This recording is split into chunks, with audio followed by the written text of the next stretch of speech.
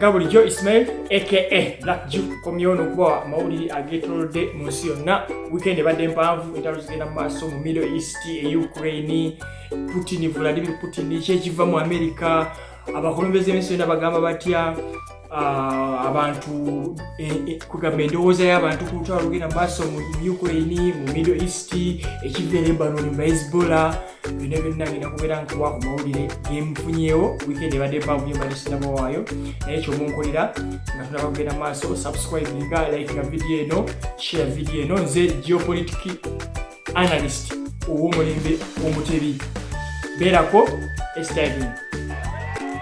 Kakati tutandikidde ku bano babadde bekalakasa mu kibuga London ekya Bungereza. Ekibekalakasa be bantu kyoyinza okuyita ba pro-Palestine, abantu abawagira Palestine mu mbeera omanyi ensi mu Bulaaya zigezezzaako nnyo okuvuvubika abantu ku lutalo. Abantu bakimanyi, yes, Hamas baali bakyama, yes, Hamas batta abantu, naye ate Israel kyekola kisusse, etta abantu, etta abaana ba bulijjo, etta buli kyesanze. Abantu abasinga beetamiddwa, abakulembeze, abantu ba bulijjo. So bantu bano boolaba bavuddeyo okulaga obutakkaanya bwe bali ne gavumenti zaabwe. Jjukira okwekalakasa lw'okuti kugenda mu maaso mu bibuga byonna byonza okulowoozaako eby'Europe byonna, Germany, yonna mu Europe yonna ensi ezisinga zibaddemu okwekalakasa. So polisi wano byola badde polisi badde batabukidde ne badde bangi bazze badde bangi balwetekedde olunaku ate olwadde olunaku lukulu Bungereza. So akajagala okulaba kali mu kibuga London, abantu babagamba bafa ne gavumenti baagala eregeraawo okuwagira Israeli. So geego akatambi kolabaako kabadde mu Italy, San Lorenzo Nuovo mu Italy, mu kifo ekikumibwamu abanoonyi b'obubudamu aba migrant. Ekifo ekyo kyakutte omuliro nga kisuubizibwa okuba nti gas, baliwo bazanyidde ku gas, abantu bafa, abantu 31 bali ku injale.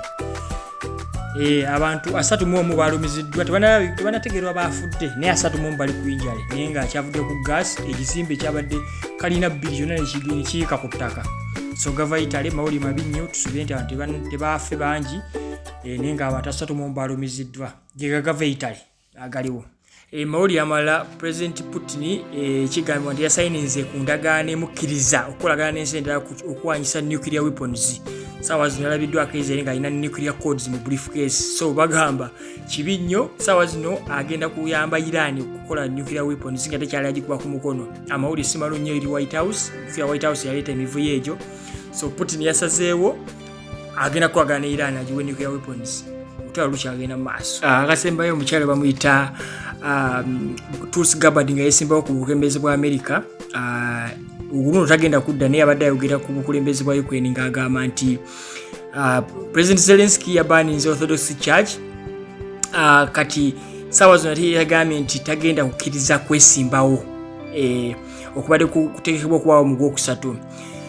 Omukazi agamba ne bw'otunuulira mu Vietnam, America abeera mu Vietnam waliyo okulonda, South Vietnam waliyo balinayo okulonda. Ye agamba yasooka okuteekawo mu America mu deployment mu Iraq waliyo okulonda, waliyo obuzibu bungi, naye aba Iraq okulonda kwateekebwawo, abantu bajja ne balonda mu bungi. So kati yagamba nti Biden agamba nti adifendinga democracy, atakiza autocracy, naye agamba atwala ssente zaabwe okuva mu America n'azitwala ewaabwe n'aziwa abasajja aba Ukraine abayina omululu gw'essente oba enguzi.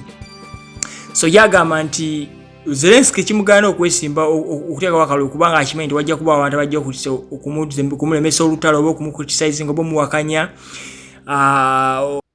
Agamba mu gavumenti yaabwe bantu bakyawagira nnyo Zelensky, naye agamba nti kikyamu.